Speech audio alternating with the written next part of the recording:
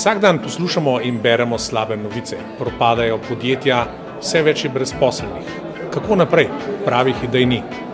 Profesor Howard Steverson, dolgoletni profesor podjetništva na Harvard Business School, je že pred 20 leti rekel: podjetništvo ni več vprašanje, ampak odgovor.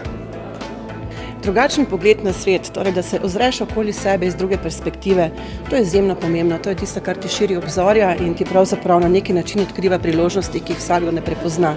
In ena od teh priložnosti je prav gotovo tukaj, tudi zate, tako da treba se samo ozreti, razmisliti, biti pogumen, sprejeti tveganje in iti počasi zlagoma vsem izzivom podjetništva naproti.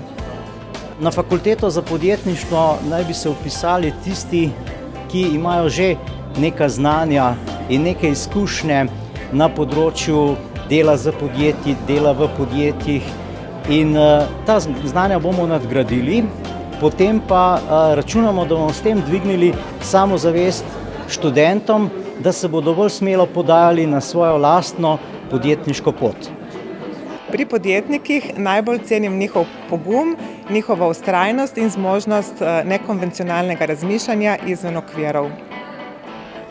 Zaradi časov, v katerih smo, bolj kot kdajkoli prej prihodnost pripada podjetnikom.